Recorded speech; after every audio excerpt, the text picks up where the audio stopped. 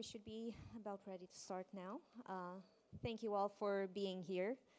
My name is Daniela, and I'm the program manager for the World's Data System.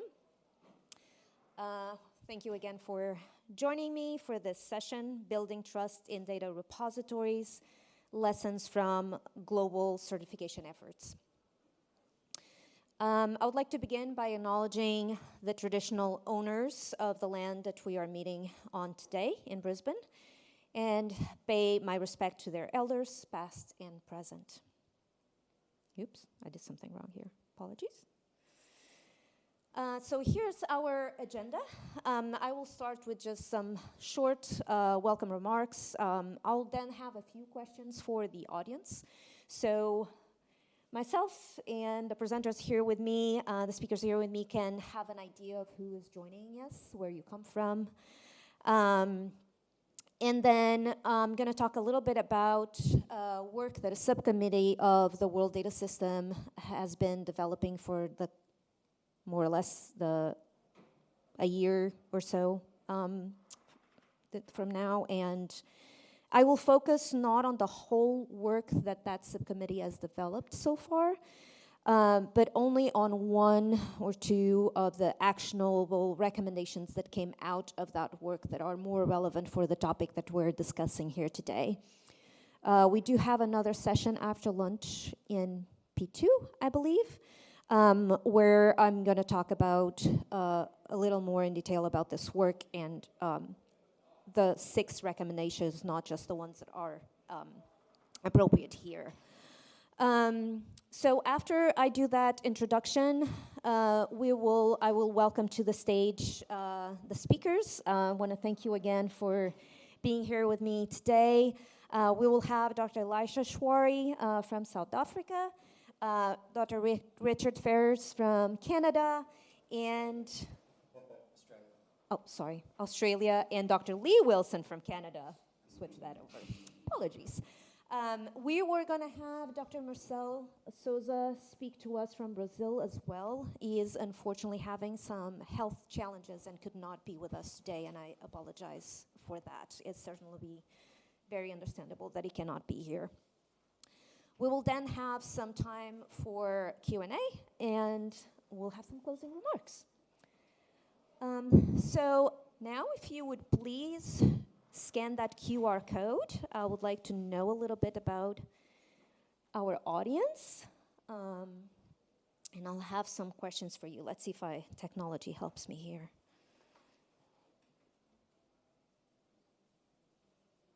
All right. No, that's not it.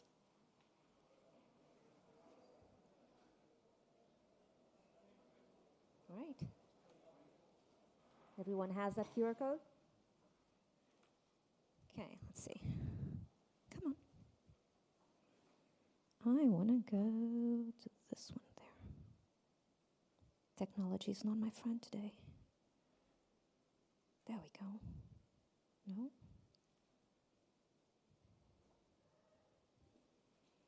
Okay.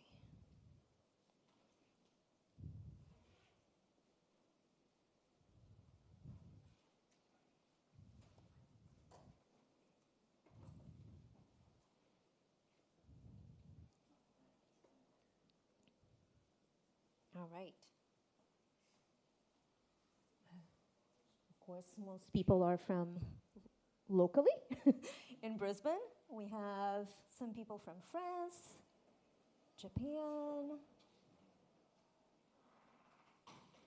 Ireland, Poland, South Africa, of course. Oh, Maryville, Tennessee. That must be Meredith joining us online. All right, wonderful. I think I'm going to move on to our next question. What's your professional role?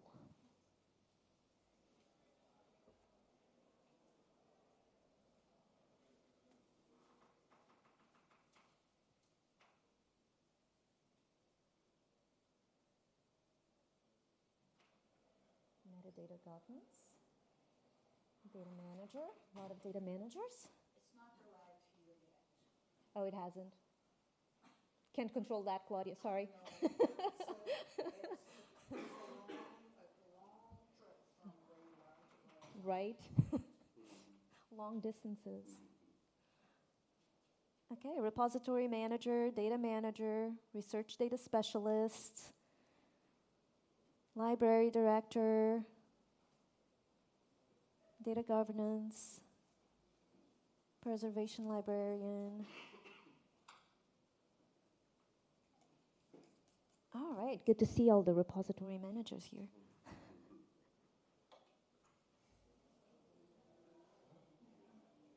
Okay. Okay, let's move on to the next one. How familiar are you with repository certification? That's what we're going to be talking about today.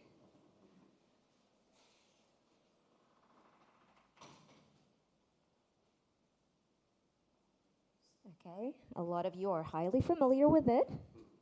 Wonderful. Some somewhat familiar. Couple just slightly familiar.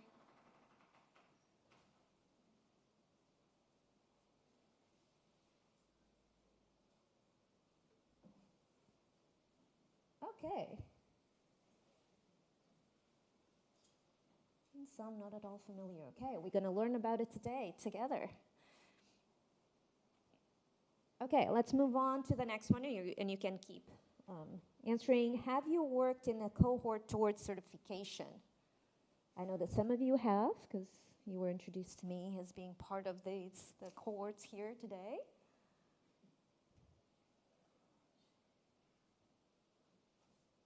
All right, the no's are growing. Okay, so most of you seem to be familiar with these cohorts towards certification, but a lot of you aren't. So we're going to have some great examples here today of people that have done this work in cohorts towards certification. So we're going to have some great examples, and you can hear about their experiences later today. Moving on, what's the main barrier to certification in your context? Yeah. We all know that one, funding. Time, absolutely. Human resources, capacity, documentation. It's definitely in line with the survey that we've done as part of the WDS subcommittee work, and that's exactly the challenges that people point out. So it's in line with our findings. Yeah, so the big ones are resources, funding, the biggest one, time, capacity. That all makes a great deal of sense. Okay, and now this one is more for my benefit. How familiar are you with the work of the World Data System?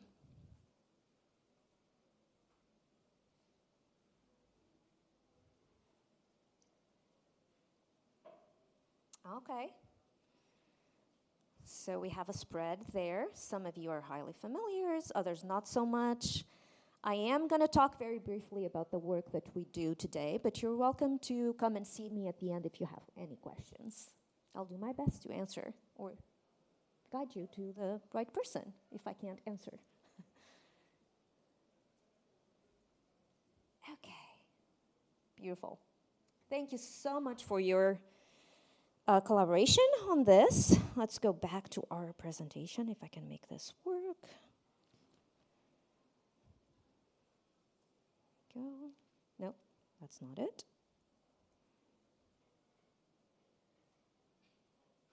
Is that one? This one. Okay. But now, just to extend. Okay, ready to go. Oh, sorry, I had the Mentimeter, tried to put it in PowerPoint, but it didn't work for me, so we went the other route. Sorry? Sure, if you want to. Yeah, if you feel more comfortable, please feel free. Either way. Okay, so as I said, I'm going to start by talking a little bit about the World Data System. So if you're not familiar with it yet, you will know at least what our mission is and a little bit of what we do. We are at the World Data System a membership-based organization of data repositories. Membership is free of charge. Our member repositories, for the most part, have to be at the moment Cortra Seal certified. And what the work that we do is basically to try and enhance the capabilities, impact, and sustainability of our member data repositories by creating a trusted community of scientific data repositories, and that's where, in big part, the certification comes through, because it kind of shows, it's a sign of that trustworthiness. And then by creating that community, we are hoping that it will strengthen the scientific enterprise throughout the entire life cycle. So having good data management practices, good curation practices will benefit the whole research and scientific enterprise. And we advocate for accessible data and transparent and reproducible science. At the moment, WDS counts with more or less 150 members. 2/3 of those are in the category of regular membership. So they are certified data repositories. And then the other member categories that we have are network, partner, associate, and candidate. And if you want to know more about those different categories of membership, I'm happy to talk to you after the session. So every 2 years or so, we adjust our action plan for the coming 2 years. And we try to adjust those with what are the priorities for the repository data community at the time. For 2025-2027, the 4 objectives of our action plan are provide services and support to member repositories, advance the value narratives of WDS members, demonstrate global leadership in data governance, and advocate for quality, trustworthiness, equality, and fairness of data in data repositories worldwide. The work that we're going to be talking about today focus mostly on that 4th objective, a little bit on the first one, but mostly on that 4th objective. So I'm going to be talking about the work that was developed by a subcommittee of the Scientific Committee of the World's Data System. The members for that subcommittee are Dr. Dale Peters, Claudia Bozzer-Medeiros, that is here with us today, thank you. Dr. Devika Madali, who's at IDW as well. And Dr. Iona Popisco, she started as the chair of this subcommittee, but then reached the end of her term in the Scientific Committee of the WDS. And so Dr. Dale Peters took that role. So this subcommittee started about a year or so ago. And it was developed to give response to a lot of feedback that we were getting from our member repositories and also some non-members, and the challenges that they were facing with certification. And so the purpose of this subcommittee is to better understand current practices, challenges, and opportunities in repository certification landscape, and try to use what we learn from the work of this subcommittee to also make some changes to our membership base and try to better respond to what's the feedback of our community. So as I mentioned before, our regular members, that are about 100 or so, are at the moment required to have Cortra Seal certification. As you may be aware, WDS has a strong relationship with Cortra Seal. It was involved in the creation of Cortra Seal. And so, until now, that's the certification that we required for membership. As part of the work of the subcommittee, we were looking, and again, based on that informal feedback that we were hearing, We decided to look into other certifying bodies and trying to see, okay, how much overlap do we see in the criteria? Should we have our membership be exclusive for cultural seal certification, or are there ways to expand this? And so we started by looking at some of the major repository certification frameworks. And we looked into Cortra Seal, Nestor Seal, and HISO 16363 for the most part. And then we looked at some other standards or self-assessment bodies that were mentioned to us in a survey that I'm going to talk in a little bit as well, and tried to look at those. And what we saw was that in a comparative analysis, that a lot of the minimal requirements for trustworthiness in those certification bodies were overlapping for the most part.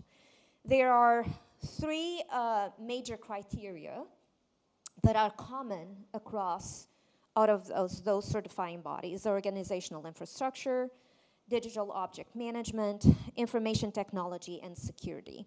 So the main difference is not in these minimal requirements, but in the number of metrics that are put into analysis within each one of these criteria.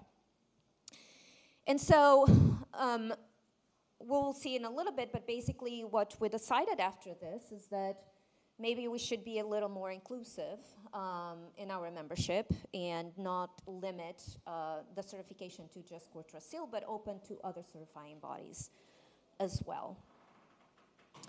And then the second piece of work that was developed by this subcommittee was a survey. It was a global survey that targeting representatives of data repositories.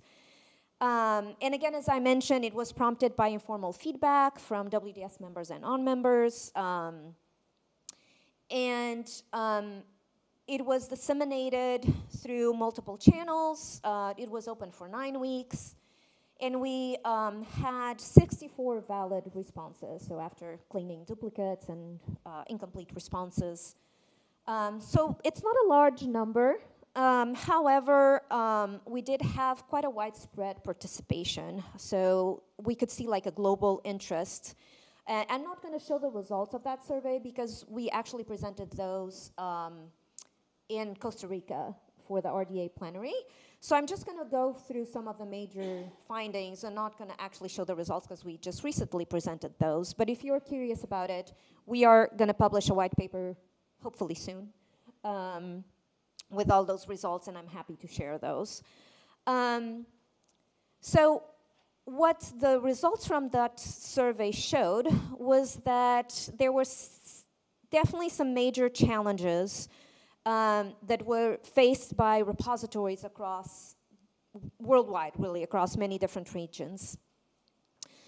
And a similar result was also recently published by the Fidelis project, and some of the same challenges was also faced by repositories in Europe.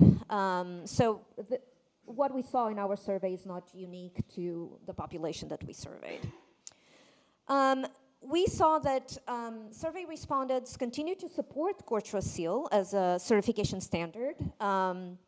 There was some concern about the proliferation of alternative standards. So we don't want to just have more and more standards in different certification bodies. So it's good to limit to a few. However, our respondents also noted several challenges that they were facing working through the process of certification. And those were mainly the ones that you just identified here when we started. It was the time commitment, the funding. Some people also pointed inconsistency among reviewers, so they get different reviews and then they don't know exactly how to work around those. Some administrative hurdles, the documentation required that was mentioned here as well. Some people mentioned collaboration with IT departments that can be challenging as well. A lack of national support, Also, different interpretations of the requirements. So these were some of the challenges that the survey identified. We also asked in that survey whether or not our respondents thought that WDS as a requirement for membership should be exclusive with Cortro Seal or should be looking at other pathways as well and accepting those. And 55% of our repository representatives welcomed being more diverse and looking at other certifying bodies as well. There was not a consensus on what those other certification pathways should be, I should note. So the ISO and Nestor were some of the ones pointed out, but then there were also others that they pointed that are not really certifying bodies, but are more like self-assessments and things like that. And we did not consider those for regular membership at the moment. Okay, so those are the main results that we saw from our survey. What did we do with those results? So the subcommittee developed a set of recommendations and outcomes that WDS should adopt and develop actions to support those recommendations. And I'm going to just go over those 6 recommendations that came out of it, but I'm not going to talk about all of them in this specific presentation. So the first recommendation that came out of that work was that we should indeed expand regular membership criteria, as I mentioned. That we should also broaden candidate membership eligibility. So at the moment, the candidate membership are those repositories that are looking to get certified, don't yet have the means, either financial or capacity, to do it, but plan on doing it on a near future. And so then they join WDS as candidate memberships and have 5 years to become certified. And then the recommendation number 3 was to strengthen funding agency engagement to support certification. Shift stakeholder messaging. And recommendation 5, provide certification support and promote certification cohorts for low and middle income countries. So we're going to focus today mainly on that recommendation 6 and a little bit about the recommendation 5. So now how, and again, I'm just going to focus on those 2. If you want to hear about the other ones, join the session this afternoon. How do we go about providing certification support and promote those cohorts? So what we are planning on developing is some, and this is ongoing work, and we're still thinking of strategies on how we can do this, that is to develop some practical guidance to candidate members throughout the certification process.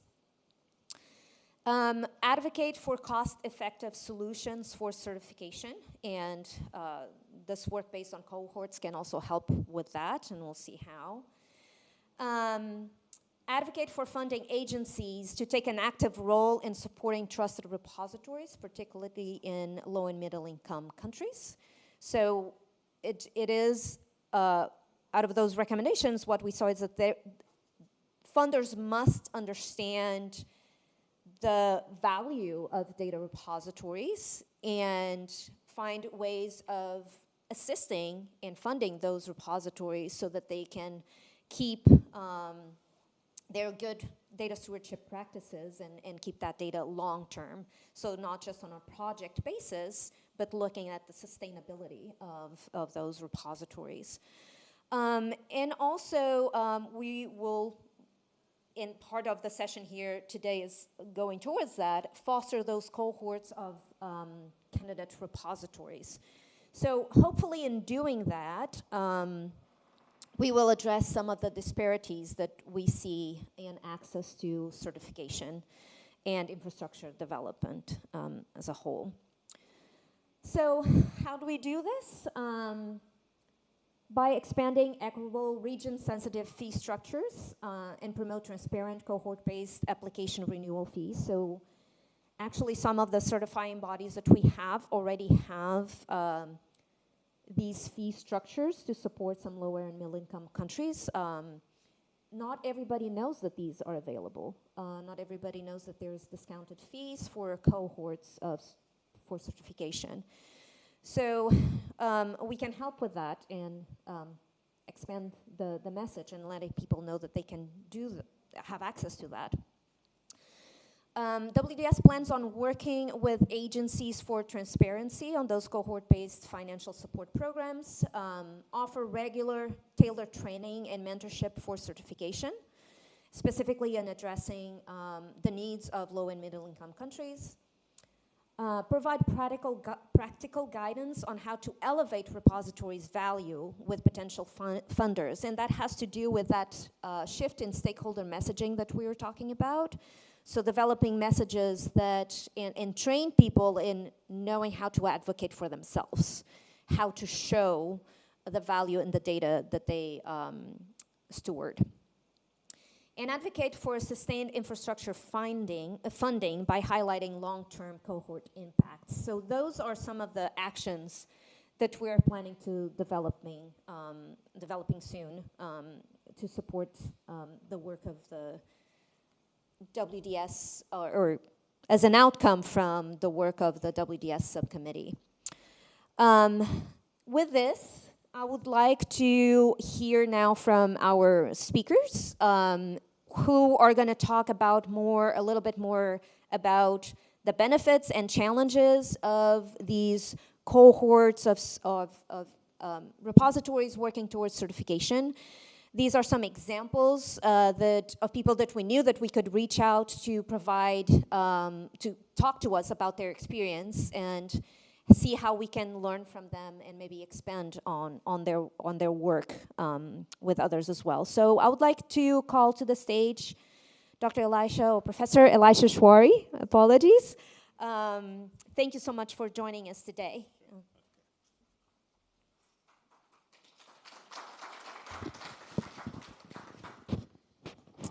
Thank you. Good morning, colleagues, and thank you so much for the invitation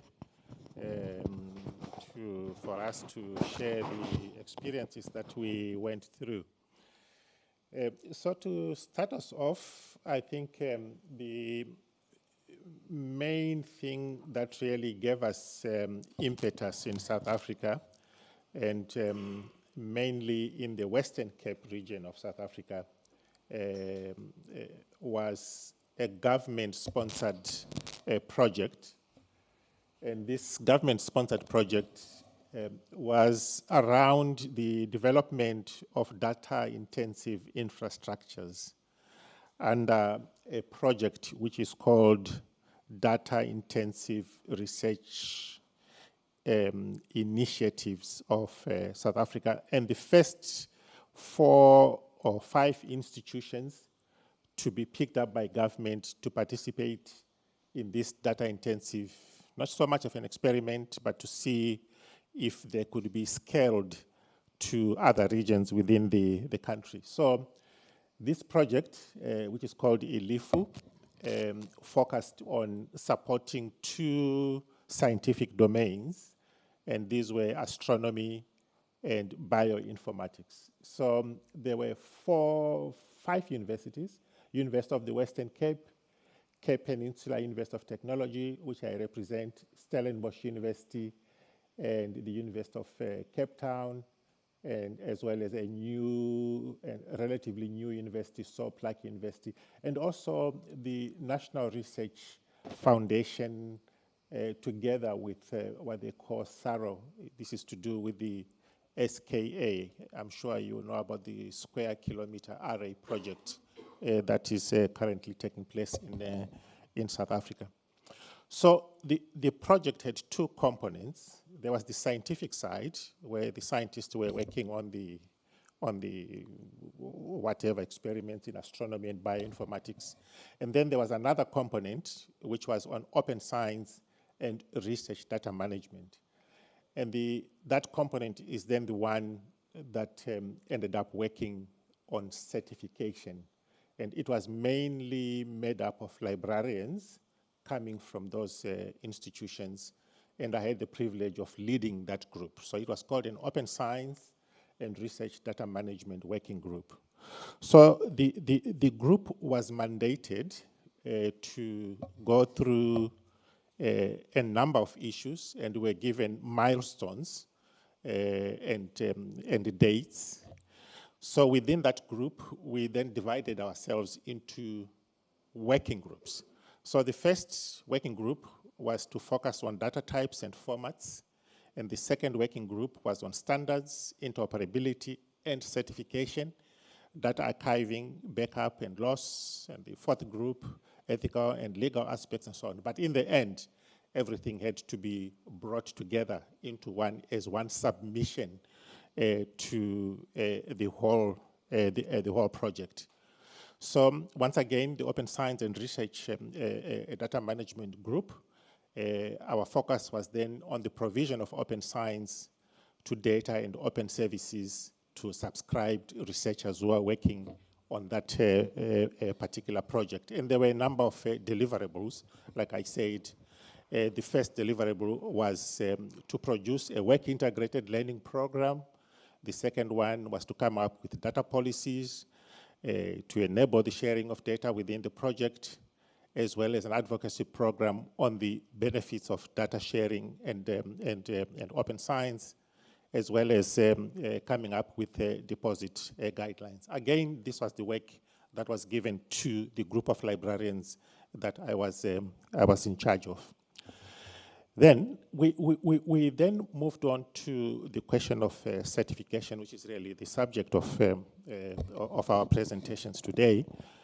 And we were lucky that all the 4 universities that participated, the other one, the 5th one, the SOPLACI was relatively new, and there was no way that they would be able to participate. But because of government's desire, they then requested us that they should also just be part and parcel of the project. So as the 4 universities, we all acquired fixed share as our data repositories. And this platform, or these platforms, were initially funded by the project, the ILIFO project, for the first 3 years, and thereafter we then had to fund our own instances. So we then started working on the development of policies, guidelines, as well as the fixed share for institutions. And then we moved on to the issue of certification. But as we were dealing with the certification issues, the then group, the Open Science and Research Data Management Working Group, we then thought that it was more feasible if we could work together on the issue of certification. So we just continued the work that we were doing in terms of developing policies and guidelines for the data-intensive project, and then we built a kind of a community of practice to focus mainly on the certification applications. So what we did was that we then appointed a coordinator who would then come and report to me almost on a monthly basis after they've met. And the coordinator was fortunately from my own institution, so I could be able to manage her, given the institutional politics and so on. So the whole group then assisted in the process that all the 4 institutions had the same platform, so we were not dealing with the different issues. And also Figshare was asked to provide documentation to support us in terms of the information that were required by the core trust seal application.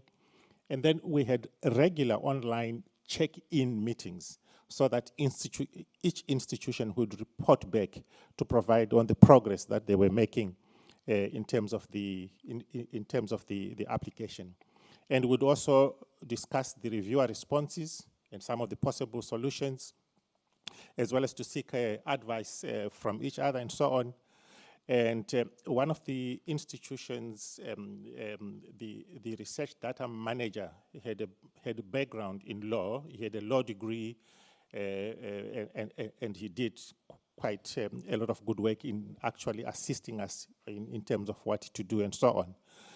And then the process, obviously, it was through an application management tool. The administration cost was quite hectic for us, 3,000 euros for each institution.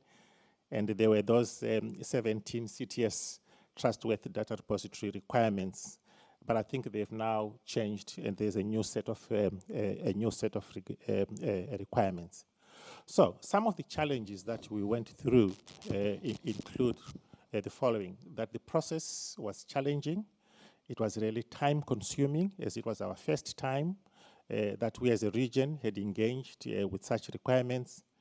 And some of the requirements focused on infrastructure that we used, for example, fixed share institutions. And it would also help if software services or companies could get acquainted with some of the CTS requirements and so on. And then other requirements focused on internal environments within the universities, for example, policies, structures, guidelines, expertise, workflows, training, and so on. And the other issue was around the difficulty to apply requirements written for discipline-specific repositories to generalist repositories. And every university had its own policy, governance, and level of RDM integration environment to apply. And also the issue of preservation. The issue of preservation, I think, got us a little bit confused, because in certain instances, I think we thought we should actually get the preservation platform on board. But what we discovered in the end was that some of the other universities only presented a plan and they got the certification. Whereas in my institution, maybe we panicked, I don't know. We actually went ahead and acquired a preservation platform, and it was extremely expensive. And even up to now, I try to hide the figures from my vice chancellor, because I think if he sees the figures, he might ask me to pack my bags, because it's about £24,000 a year. And you can imagine, for a developing country, I think that is quite hectic. So I'm now trying to balance between the £24,000 and the uptake of the repository from our researchers. And I don't quite see a balance. That's where my fear of packing my bags come from. But lucky enough, the platform, I'm sure some of you know it, Archivam, they've just informed us that other units within the university can actually use it without any extra cost. So our archives and records, the student records, or any other who need long-term preservation can actually come on board. So we are now on a road, not roadshow, but almost on an advocacy to ensure that we can justify this huge cost to the university. The other challenge, obviously, is that it took us a number of years, almost 2.5 years. When we started, the cost was just 1,000. But as we moved on, it had gone up to about 3,000. And we had to make up the difference. And then the issue that you highlighted, Daniela, earlier on, is the issue of the varied reviewer feedback. That in certain cases you get a 4, in other institutions get a 3, and so on. So again, but as a community of practice, we then tried to assist each other, so that I think at the end of the day, would then achieve the desired results. So during the process, the CTS changed from one submission platform to another, also throwing a little bit of confusion. And also there was no training provided, as you mentioned, Daniela, earlier on. And also there were very long waiting periods between submissions. And again, the process can take quite a long time. And during that time, people who are working on the submission might leave the university, and then new ones come, and you have to orient them on really what was taking place or what needs to happen. And in certain cases, like I mentioned earlier on, the reviewer feedback very clear, but and there was no clear communication channels to address those disparities and so on. And then I think universities who are just starting, this is just maybe some kind of advice with the RDM platforms. I think, for example, with Figshare, we will need really to work on various aspects within their universities before they can even consider an application, because so much has to be in place before you rush for the application. And again, maybe you'll address the issue of capacity in terms of understanding RDM in general and staff development in the area. I think it is very, very important.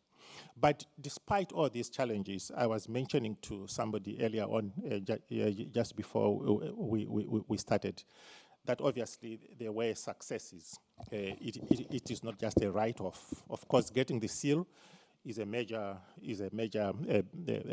win for us. But I think the process showed us the gaps within our RDM environment. And I should acknowledge that we then went on really to improve the whole environment given the feedback that we received. And it really strengthened the internal working processes. And again, the community of practice strengthened the working relationships between the participating universities. And again, achieving CTS certification for the 3 universities, because one of the universities withdrew, was a major milestone. We all, bragging around that we finally got the certification, and writing to our vice chancellors, bypassing our other bosses, that we have got a certification. The benefits, I guess, really there's benefits of collaborative learning and peer support. Again, the community of practice strengthened the working relationships.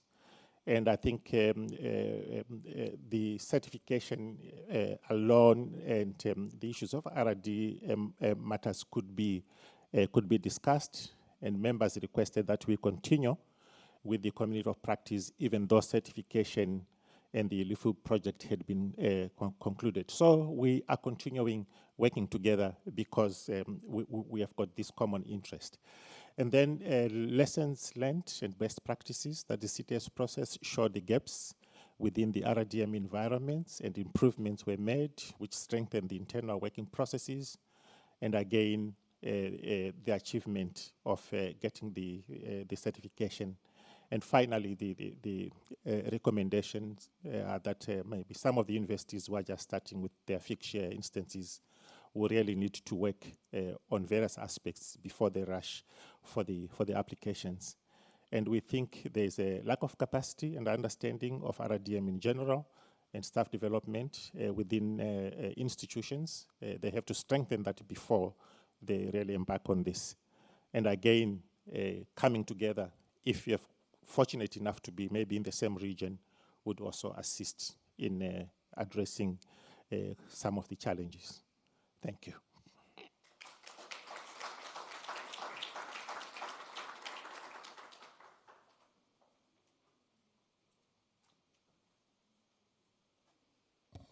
All right, thank you so much, Professor Shwari, for your wonderful presentation.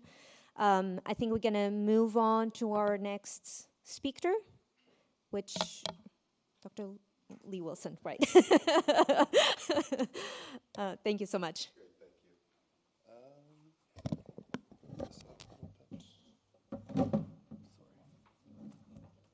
thank you.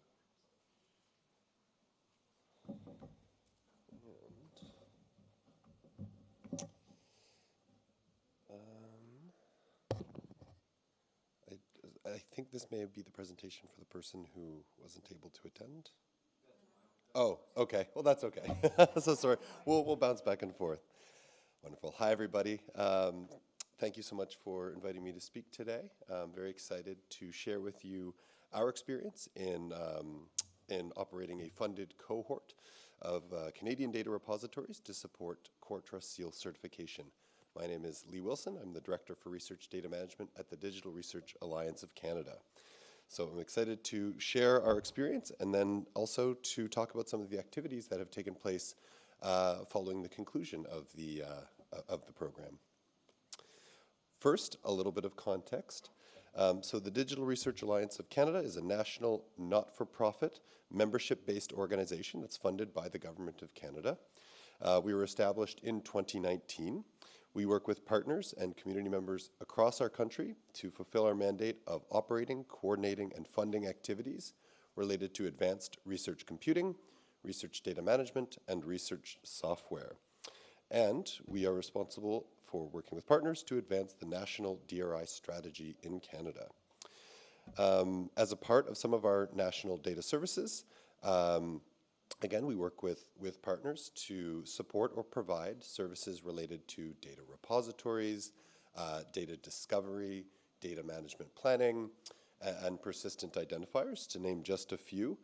And I think something that is somewhat unique to the Canadian context, although not unique to the global context, is that a major driver for research data management comes from our RDM network of experts, which is a volunteer grassroots community of practice of data and information management professionals, largely coming from post-secondary and other research institutions across Canada.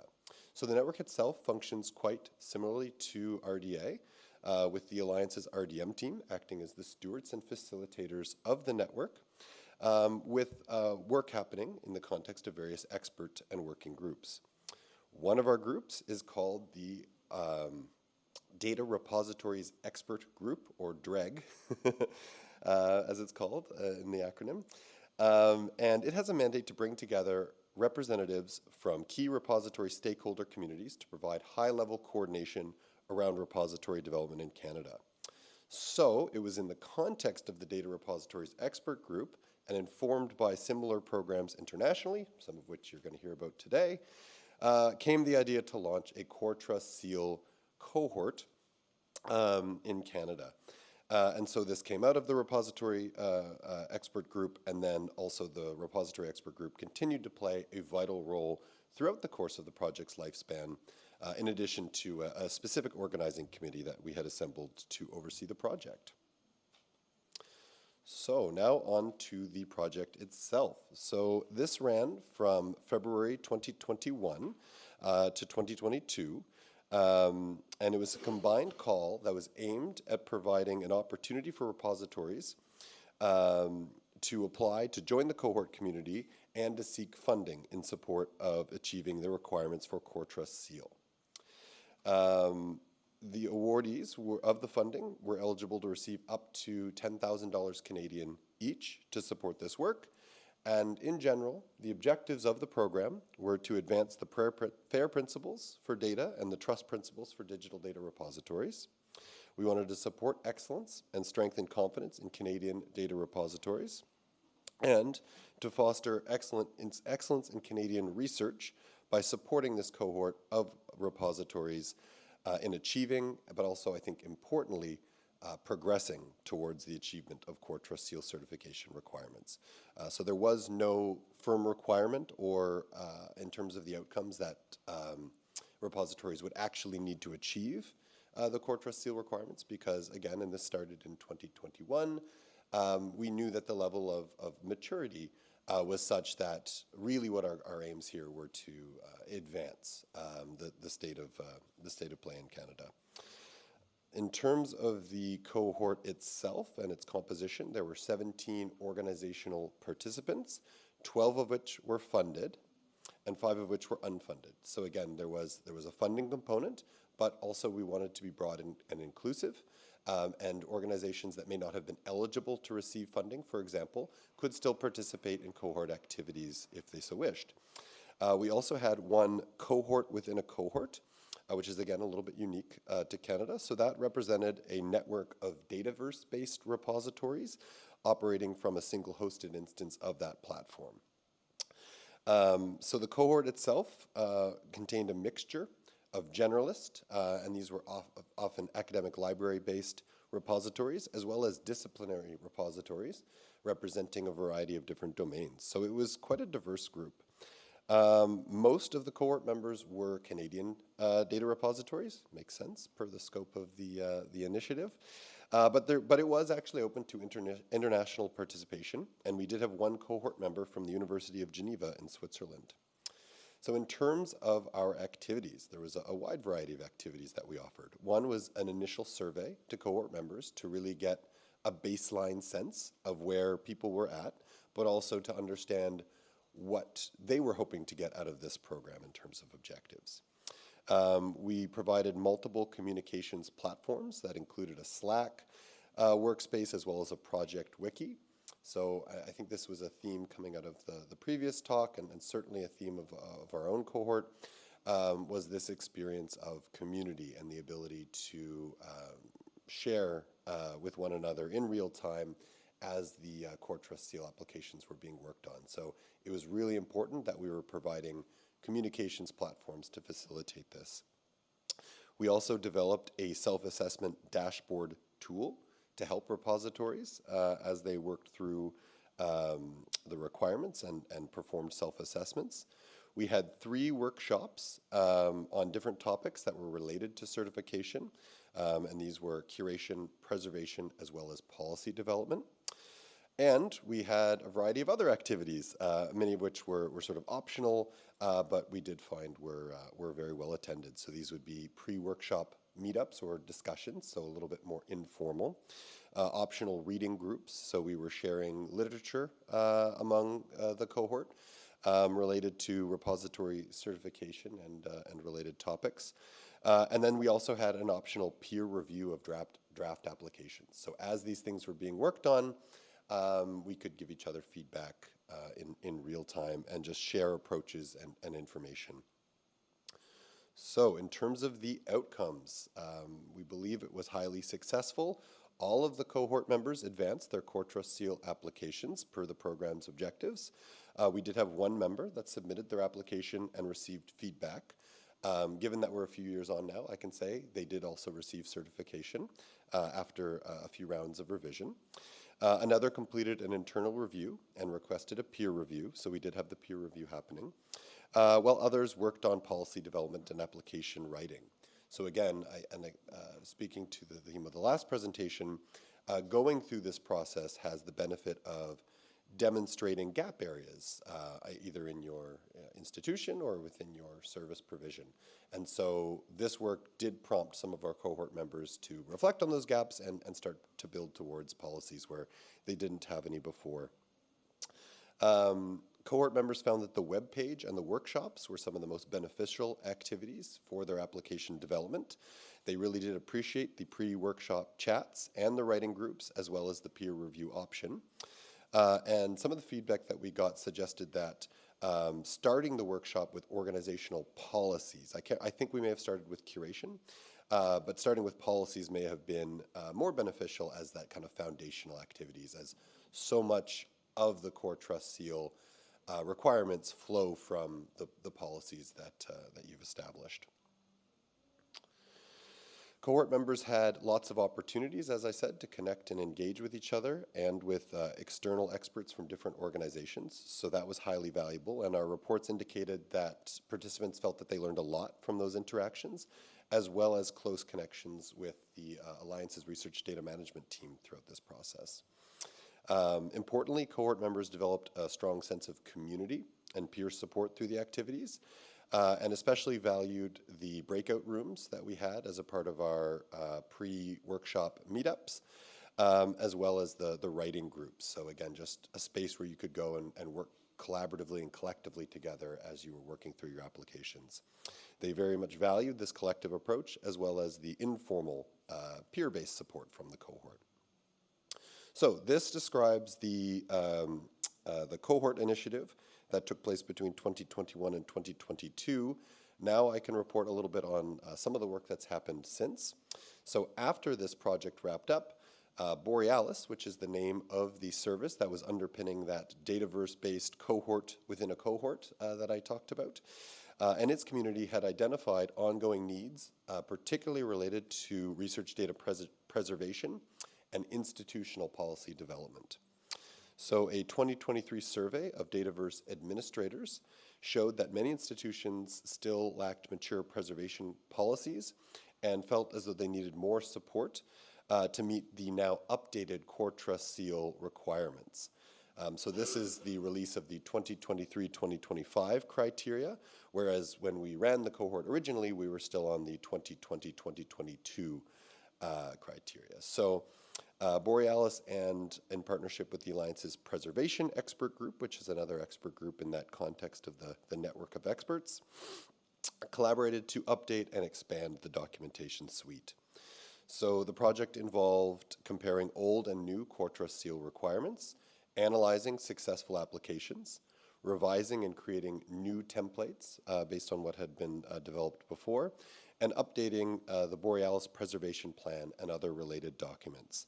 So the result here is a refreshed, bilingual in English and French set of policy and application templates that are now openly available, licensed under Creative Commons, and these are available to help institutions strengthen their preservation practices and work towards Core Trust Seal certification. So I've included a link to a conference poster that provides more information and links to all of the resources that were developed in this follow-on initiative. And I should note too that Julie Shi, who led the project from the Borealis team, is actually in this session and sitting over there, if you'd like to learn more about this amazing work. So to summarize, we believe that the cohort project was very successful in building capacity and confidence in Canadian research data repositories. Our cohort members made meaningful progress towards the development of their Core Trust Seal applications and certification efforts. Members expressed a desire for support for the cohort to continue, and the Alliance is considering future opportunities to support repository certification efforts. So I'd just like to end by thanking everybody involved who made this project a success and has continued to advance this important work in the meantime. So those are Jen Pekoski, who was the project coordinator for the original cohort initiative, Julie Shi, Megan Goodchild, and everyone from the Borealis team who supported this work, Amanda Tome, who is the preservation coordinator for the Alliance and supports our preservation expert group, Robin Stobbs, who co-chairs the preservation expert group, Emily Fortin, who helped to ensure that these resources are available in English and French, as well as the members of the data repositories and preservation expert groups, and of course, anybody else who I'm most definitely forgetting. And finally, thanks to you all for listening.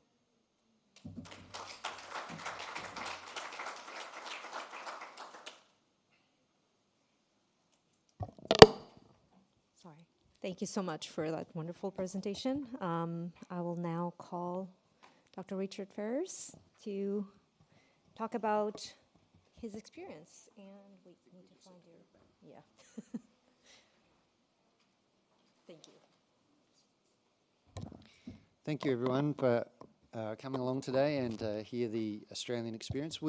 I would like to point out, and maybe the Australian repositories can just stand up to just say hello to everyone. We've got...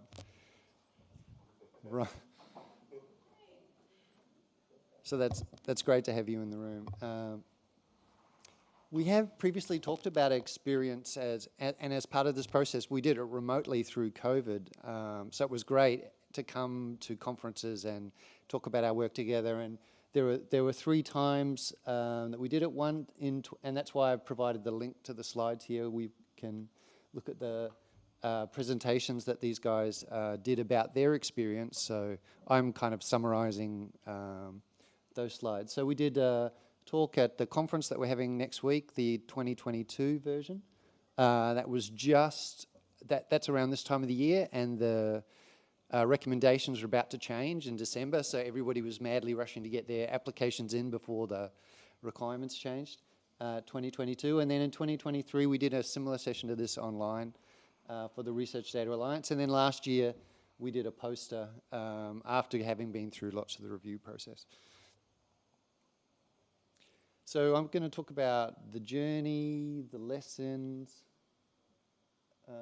some recommendations, and the benefits and challenges. And that's us at the conference last year doing our poster. Perhaps we might start here for a second. Interestingly, in Australia, the cohort happened after ARDC had funded 3 organisations to go through the Core Trust Seal. So there was a kind of a pilot.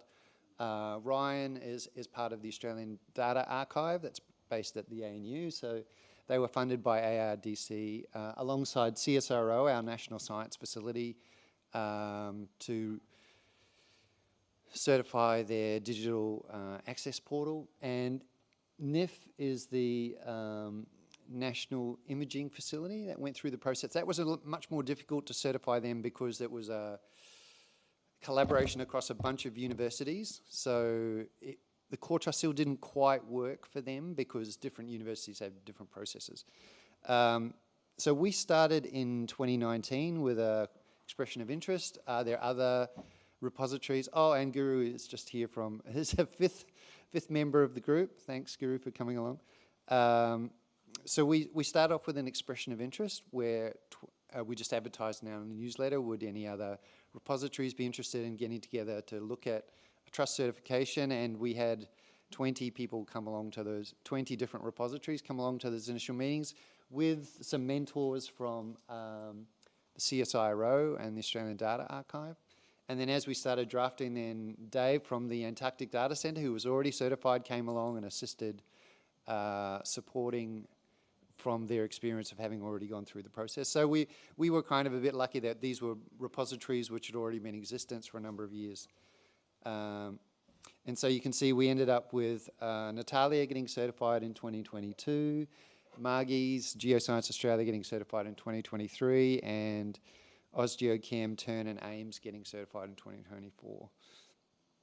But you see, in this presentation, I've tried to really give voice to those repositories and their experience. So it's a great quote from Guru at the back, saying it's a daunting task to go through this alone.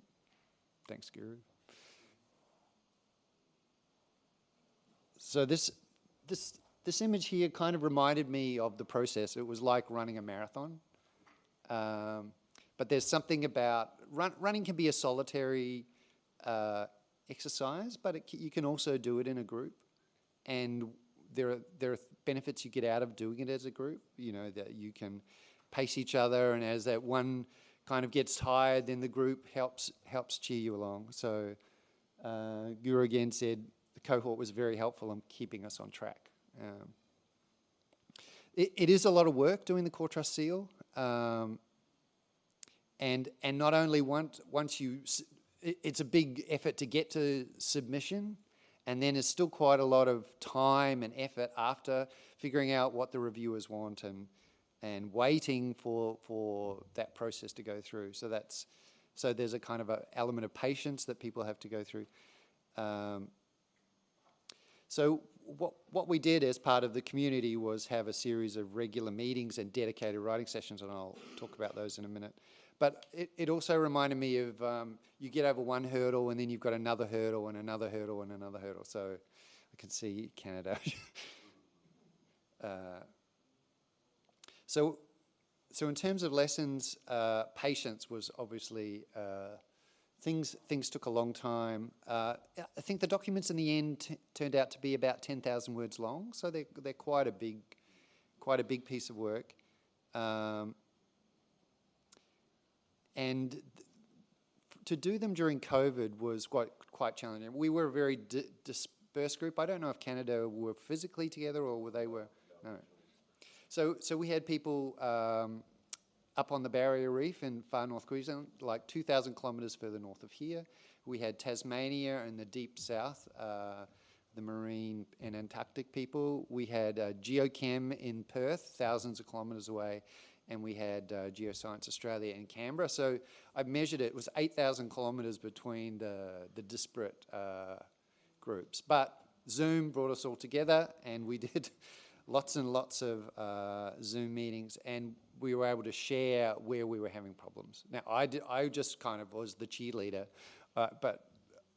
so I didn't go through as much of the pain, but I felt some of the pain sometimes in the room. And so part of my job was, how do I help reduce that pain? And by sharing it, that's what we found trying to implement research data management across the universities. When you bring the people together, the people implementing research data management in universities were often very isolated. There was no one else doing that work. So we would bring them together into the same room, and then it was like a therapy session. they could sympathize with each other, facing the same challenges, and then take away renewed energy. So we had these regular writing sessions, and you can see Brian there from AusGeoChem said the regular consistent time to work on the application and be able to ask quick questions of each other was paramount in making progress. So a few tips from our perspective. So I basically kind of interviewed each of the repositories to try and figure out where they were at. And we were trying to find which requirements were easy and which ones were hard, and try and get an assessment of where can we make progress and where are the challenges. We ran a number of pre-writing sessions where we tried to, as a group, try and get the basic idea down against each requirement, just a few dot points, and then we would quickly move on to the next one. So we were forcing them to consider every requirement, but very briefly and off the top of their head, so they felt like they were making progress. Then we did 9 shut up and write sessions where we would spend 2 hours focusing on one requirement, and then the next requirement, and then the next requirement. And then we did 34 polishing sessions. So, and those polishing sessions were every 3 weeks. So every month seemed too long, and every 2 weeks seemed, oh my God, I'll be doing it all the time. So 3 weeks just seemed like to find a nice in the middle, but it was the regular tempo, the regular cadence. We'd allocate 2 hours of lunchtime, and we would all come into a Zoom meeting, and then we'd do any current questions, and then we'd just let people spend time doing their work. And people liked it. The repositories seemed to like it because they could block it out in their calendar, people wouldn't disturb them, and they could make process over time. And now the group meets like 6 monthly. We're kind of waiting for new organizations to be ready. We've got several organizations who are interested,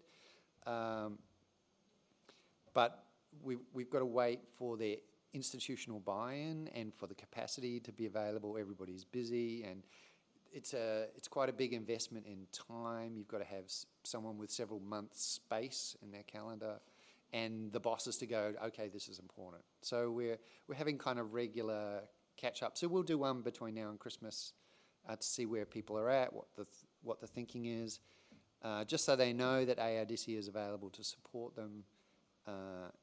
And the certified groups are also recertifying. So Natalia just said that she's just put in her recertification last week, was it?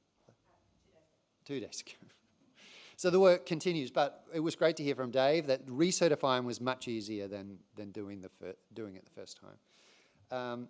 We did, at the start, before anybody did any writing, we probably spent a year just talking to each other regularly, getting in a room and saying, does it make sense for us to do this?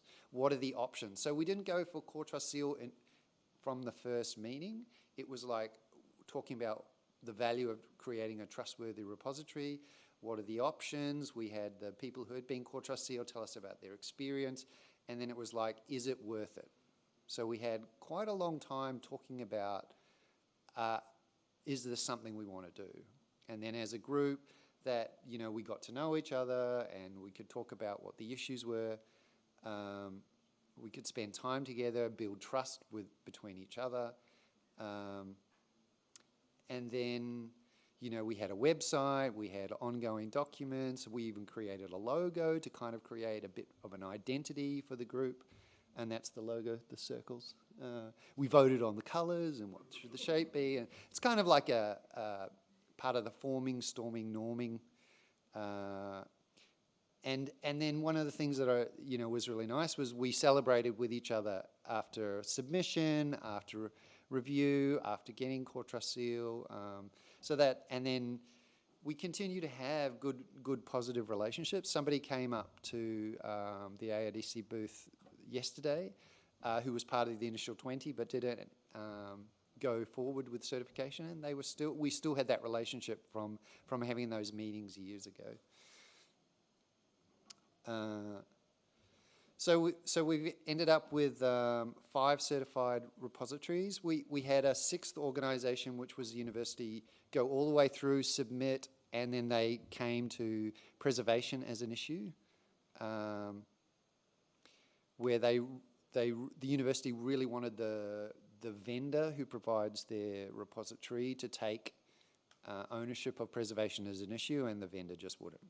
And so they were kind of stuck with, what do we do now? And so we were encouraging them to bring that back to the group, and we can kind of thrash it out and see if there's anything we can do, but they decided that was just enough. So that's kind of disappointing that you could go through all that work and one barrier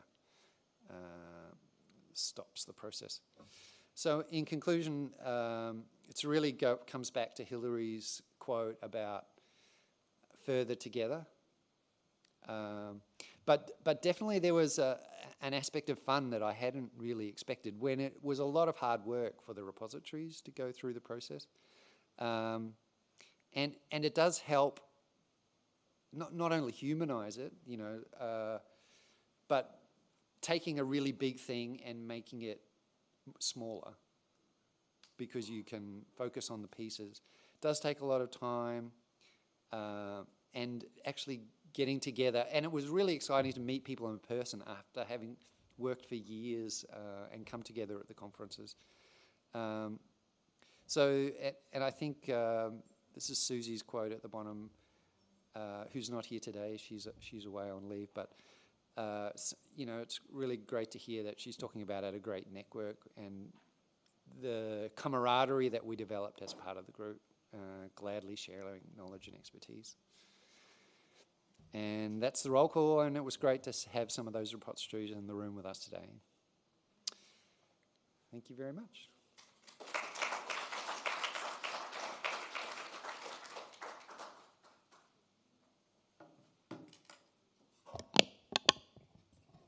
More smoothly this time. All right, thank you all so much for sharing your experiences with us. I think this was really enriching. I took already a whole lot of notes, and I'm already thinking of a process that WDS can kind of develop to support its members through work that I could, you know, kind of almost simulate the work that I could hear all 3 of you talk and support our repositories in a similar way. And being almost like the mediator there and pointing people in the right direction. So that was really very enriching, and thank you. I would like to now open the floor to questions. I'm looking at the platform online, so if you're online joining us, you're welcome to submit your questions. But also here in the audience, any questions for our speakers? Claudia.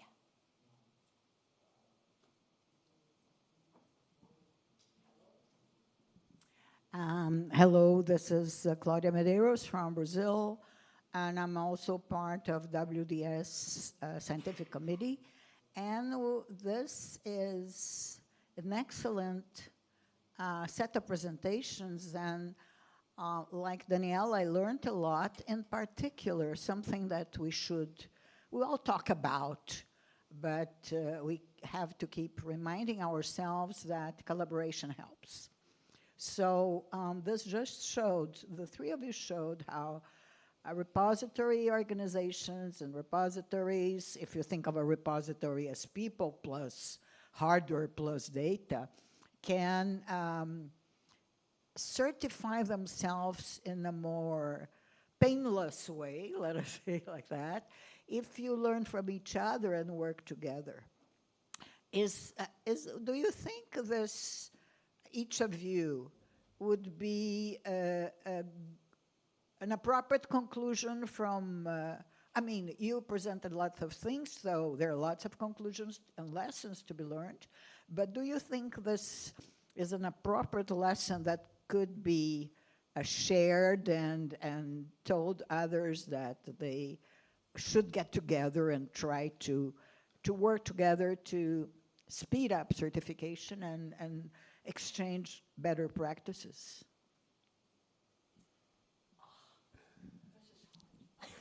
Thanks, Claudia. I'll start, then I'll hand it on. Yes, I mean, I think so.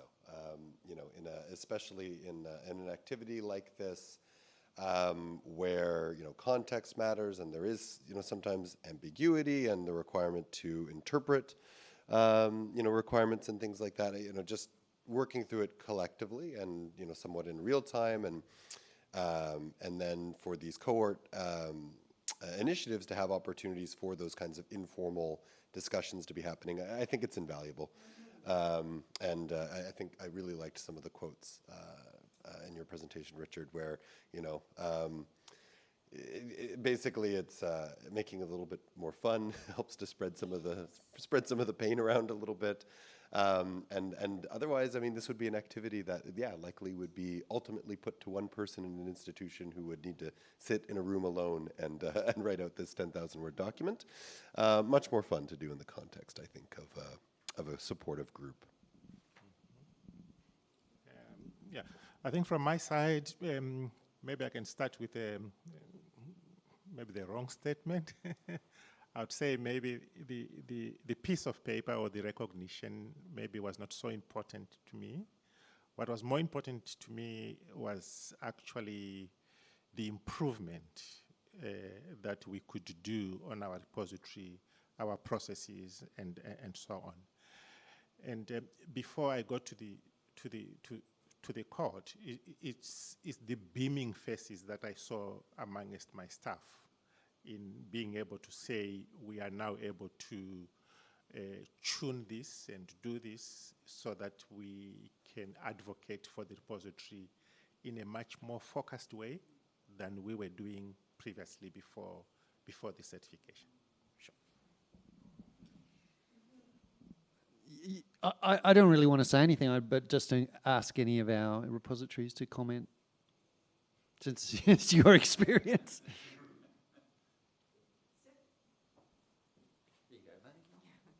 I was going to say, it's definitely a problem shared, made. I think everyone has said the idea of having that support.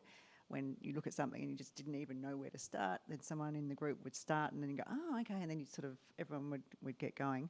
I'm like the idea of I'm already mulling it over my head. You gave the experience of having multiple universities coming together. I'm just thinking of multiple areas within my organisation next time, because we're coming up for recertification soon also. So I would like to try and see if I can get some more buy-in from internal the organisation. I think that would help improve research data management and also the trusted repository work. So, thank you. Hello, I'm Magdalena. I'm from Gdańsk University of Technology, Poland. So thank you for all your presentations, especially the first presenter. I could see myself in your presentation as well. And I have a question, because all the repositories which gain Core Trust Seal certification, they can nominate the reviewer. So I would like to ask you if after you gain the certification, have you already brought your experience and you became a reviewer? Because because, you know, for example, Professor, you mentioned the differences between reviewers. Some I experienced the same. So now I became the reviewer, and I try to, you know, make this process much easier for other people. So I would like to ask you if you are doing the same. Yeah. So no, we haven't done any review yet, but I think we are now in the pool as well. Sure. Hi, Dave Connell, Australian Antarctic Data Centre. So, yeah, I've been reviewing for a while now. To add a quick comment onto Claudia's question as well, when we certified the first time, I had to do that by myself because there wasn't a cohort to work with, and that was a lot longer, a harder process than it was the second time round. I think the second time I knew what I was doing, but if I'd had experienced other people around me, it would have made things easier. But with the reviews, I certainly also found that the reviews helped me recertify, because I got to see what other people's applications are like and where they were missing things, and was able to sort of go, oh yeah, they need to do that. And then you get to know what sort of things the reviewers are looking for, because you're looking for those things as well. And it certainly made recertification much easier. And I think because my initial certification was a very long, drawn-out process, I was perhaps a bit more sympathetic than I should have been to other applicants and the like. But yeah, without trying to compromise on the integrity of the process and the like. But yeah. One thing we didn't talk about is that when you go through the process, you can see all the people that have been certified before, their applications, but you can't see their reviews. Is that right? So you can base your application based on, you know, another agency in your country that's perhaps similar, but you can't see their drafts of their application. No. And I think Olivier can very well respond to that. I couldn't stay quiet. So my name is Olivier Rochon, and I'm the chair of the Culture Seal Board. No worries. No worries. So yeah, a few answers. Designating a reviewer is not mandatory. It's strongly encouraged, but it's not mandatory, which means that out of 120 active certified repository, we only have 70 reviewers. So that makes it a little bit difficult for us to assign reviewers for each application. Don't forget that Culture Seal is a non-for-profit organization, a small one. We've got small budget. We've got a secretariat, which is made of 2 people, one in the Netherlands and one in South Africa, but of course they are not full-time. And the administrative fee is our only source of income. So we are trying to change that, but that explains the increase of the fee from 1,000 to 3,000. Can we do better? Can we try to lower that? Yes, if we can get another source of revenue, which I'm actively working on, but it's not done yet. But again, yeah, we are trying to speed up the process, the review process, but again, it's an in-kind contribution from the reviewers. They also have a regular job. Sometimes they are not available, and it's sometimes difficult for us to get reviewers doing their job, right? Generally, it's 2 months for a reviewer to complete the review. So 2 months plus 2 months on the applicant side to address the feedback. It can lead to a year to get the certification, of course. So we are trying to improve that, but again, we're doing our best. Now, what are the other possibilities, like having a discount if you have done more than 1 or 2 reviews a year? Yeah, could be. So we'll see. But again, I mean that's always really interesting to get the feedback from the community. If you come to the session this afternoon, you will see that we are in the middle of the requirements revision process. And again, that this is a community effort, and we'll have another opportunity to discuss that. But thank you very much.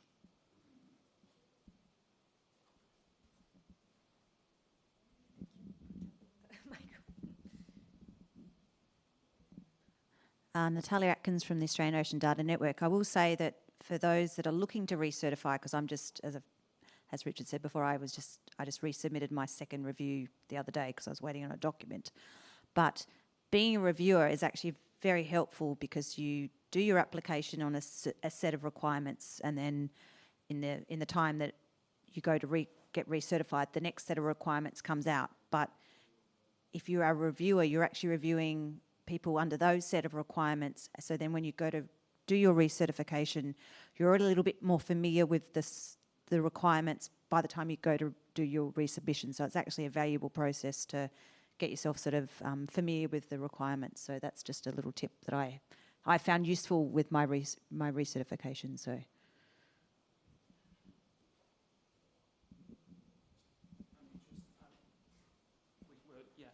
we are trying to improve that as well and ease the applicant and reviewer's job. We've got some material available online, videos on our YouTube channel, extended guidance that should avoid misunderstandings or ambiguities and things like that. But again, it's a matter of budget. We haven't got enough budget to get some good dissemination material available. But again, we'll try to improve that. Yeah. True, but I mean, now we're doing less trainings because courts do that on their side, or community of practice. For example, in France, we've got one workshop a year for the French community to bring them up to speed on the certification process and things like that. Right? Okay. Okay, I'm going to vocalize very clearly something that is probably on most people's heads. Sign up to be a reviewer. That helps the process as well.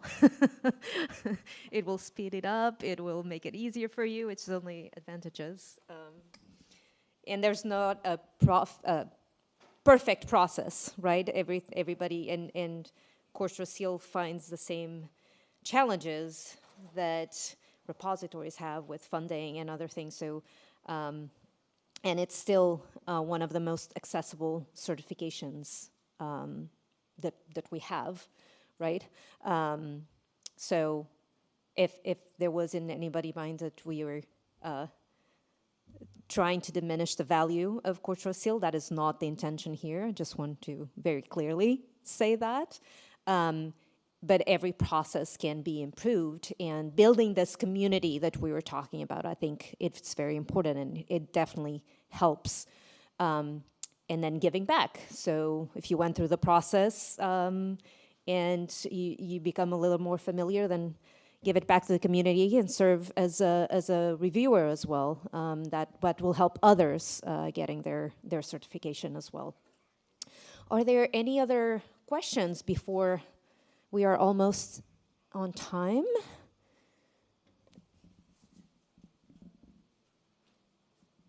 I probably could have waited until the end of this session and asked the Australian repository this question later, but I'm Haroon from the ARDC. We're looking at repositories as a data source. Just wondering, and this is nothing to do with certification, which is why I said I could have waited, but what sort of data are we talking about when we talk about these data repository? Research data, or does it have like metadata on research outputs too?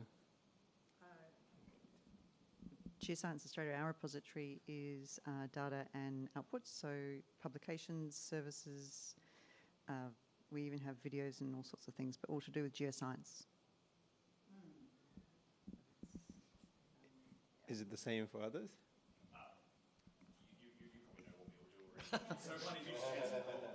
So it's a mixture across research domains. I mean, one difference with the Australian was that it was all discipline, and we had one university, a generalist repository, but Antarctic data, marine observation data, social science data, terrestrial ecosystem data. So broad range of high-value data that's wanting to be kept safe in a repository, with good description because it's required by core trustee. Is it all open? Like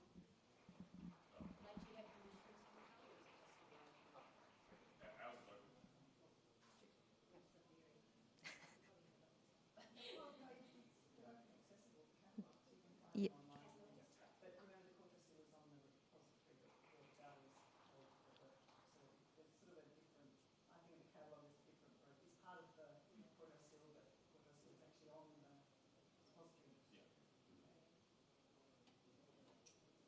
All right, we may have time for one more question maybe. Are there any others?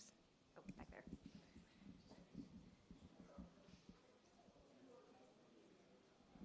there. Hello, my name's Daniel Delagi. I'm a research data steward for UCL, University College London. I'm also Service Operations Manager for our research data repository, and we're currently going through the process of constructing an application for Core Trust Seal. And haven't really been aware of any communities of practice within the UK, and I've been considering creating or looking into setting up a community of practice.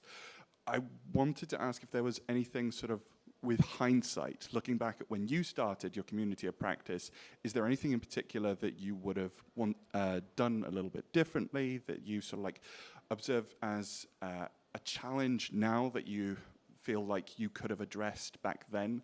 Like, for example, there was a challenge raised earlier about members leaving and new people therefore coming in and so forth. Could that challenge then be addressed with a handover docket or an information package that contained all of the actions and relevant decisions made up to that point? Who wants to take that on first? I don't know that I would have done anything differently besides, and I felt like we were very lucky because the ARDC management really didn't put any pressure on times, so that could have made the experience a lot worse, I think, if there was a lot of time pressure. But we were a community that had its own pace, so. But I don't know. Would you do anything differently? The timing did work out really quite well because they finished the application just as the requirements were about to change. But that was really good because it had a very strong signal. You need to be finished by this date. So the November conference, when the deadline was November 30, was very helpful in focusing attention. And then we have 4 or 5 submissions because of that deadline. So a deadline really helps, but I suppose pulling in on what you just said, that we had that deadline. I suppose because the requirements are about to update, maybe look to start the community practice as they kick off. So then you've got the full. You don't have the problem, or it's not that it's a problem, but you don't have to have then a switch of the update of the requirements halfway through your community. So if you sort of, because it is about to just update, you could sort of look to kick off next year. Yeah, start of next year, and then you've got the full 3 years to do your process, perhaps. I don't know. And definitely come to the next session because Oliveira is going to be talking about those new requirements. I think for me the plunge was good in terms of maybe the outcomes that we also learned a lot, and we were a little bit impatient. I think we were rushed in thinking that the results would come yesterday, and but I think the wait also taught us a few things. Sure.